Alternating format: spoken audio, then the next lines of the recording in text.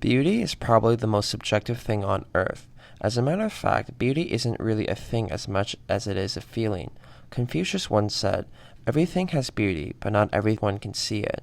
Art isn't always what the artist puts into it, but what the viewer gets out of it. A certain degree of understanding is a major part of recognizing beauty. For example, I grew up playing hockey and am thoroughly entertained when watching certain plays. When I watch a hockey player chip the puck into the middle of the ice and times it perfectly when the centerman comes and picks it up, I feel such satisfaction when it happens.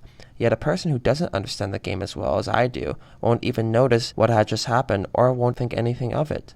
It may be no different than when an outdoorsman hears the sound of a creek flowing with water, or when the drummer hears a perfect melody of the drumming in a song while the rest of us only hear the lyrics.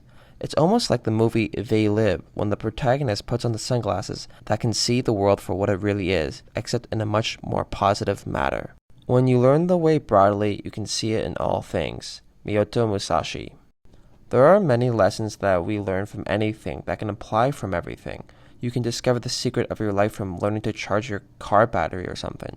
Archimedes' principle was founded when Archimedes took a bath and noticed that the volume of water was equal to the body that was submerged into the water. This created the idea of buoyancy, which was essential for shipbuilding, aerospace, and hydraulics. Isaac Newton discovered gravitational theory from watching an apple fall from a tree. The list can go on forever. But what is the science behind beauty? Well, if we start with physical beauty, it basically comes down to health. I think most people agree that over 80% of looking good is just being in good shape. If you ever watch any videos or pictures of people who used to be fat but then lost a lot of weight, they actually end up being very good looking. Studies have also backed this claim. It is common knowledge that when a woman is in her 20s, she is at her most attractive, because that is when she is at her healthiest, but also when she is at her most fertile. Testosterone and estrogen play a big factor in attraction as well. Studies have shown that males with high levels of testosterone gain physical features that are more attractive to females. The same goes for females with estrogen. Women with high amounts of estrogen gain physical features that men typically find attractive. Men that have slept with a lot of women are admired in society, yet a woman that has slept with a lot of men is looked down upon. Why is that? Well, because having lots of sexual partners is a male trait and a sign of high testosterone. It's why a man that's a virgin is typically considered unattractive to women, but a woman who's a virgin, a sign of high estrogen because of low sex drive, is typically considered attractive to men. Think of a man who has lots of muscles, like The Rock. The Rock is considered attractive to most women, but if women had muscles like The Rock, that is not deemed attractive to most males because muscles is associated with testosterone. In Islamic states to encourage bravery on the battlefield, soldiers were told that if they died in battle, they were to be sent to heaven with 72 virgin women awaiting them.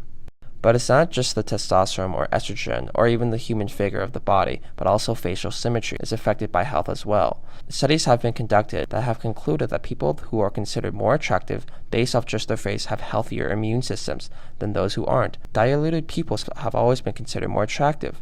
Famous studies have been conducted when subjects were to look at several pictures of faces of those with dilated and non-dilated pupils and concluded that those with dilated pupils are more attractive.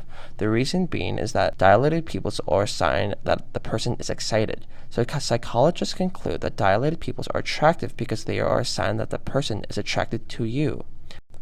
Another famous study was conducted when women were told to smell different sets of clothing worn by men and concluded the ones they liked the most had the opposite immunities from them, concluding that women are attracted to those with the opposite immunities, probably because it would create a more healthier offspring, would thus lead to the offspring being more attractive when older.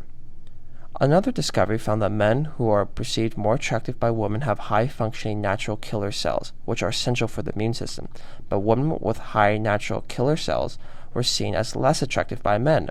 The reason may be due to the more killer cells leads to less fertility in women. It seems as though male attractiveness is based on the power of their immunities, and attractiveness of a woman may be based off her fertility. I want to emphasize that this is not the one and only reason, but nonetheless, health is a major factor of attractiveness. Think of when you go shopping at a market and you're buying apples. You have a picture in your head of your ideal apple, and you look at the apples at the market and compare it to your ideal version, and you cycle through them until you find the perfect apple. The one with no breezes, no rot, no soft areas, not too small, got a nice shine to it, all the signs of a healthy apple. That is not too much different with the way humans, or any species for that matter, seek out potential partners. The golden ratio, approximately 1.618, is a mathematical ratio often found in nature, art, and architecture. It occurs when the ratio of two quantities is the same as the ratio of their sum to the larger of the two quantities. This ratio is considered aesthetically pleasing. Even though the golden ratio has been long disputed, it has been used frequently in the world of art. Famous Swiss architect Charles Edward Jeanneret, or Le Corbusier, often used the golden ratio when designing his buildings. It also can be seen in the proportions of famous buildings like the Parthenon.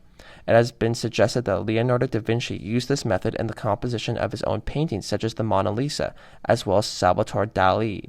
Musicians such as Eric Satie and Debussy has used the golden ratio in their songs. The golden ratio can also be seen in nature. In natural patterns such as the spiral of shells and the branching of trees, phyllotaxis have been concluded to exemplify the golden ratio. There has also been breakthroughs with making one's own face attractive, a process called mewing, in which one places their own tongue on the palate. This corrects the jawline and facial structure of that person. Devices such as the Jawzrsizer has been more popular due to its results on strengthening jaw muscles and outlining a definite jawline. In any case, the beauty of art can come from the golden ratio, and the beauty of a person may come from his or her health, fertility, or natural immunity, but most of all probably comes from one's own feeling and understanding. Like the movie They Live, where the protagonist puts on a pair of sunglasses and sees the truth in everything. Everyone has their own sets of glasses that sees the beauty in certain things, and if one can see the beauty in everything, well then perhaps that one person should be an artist.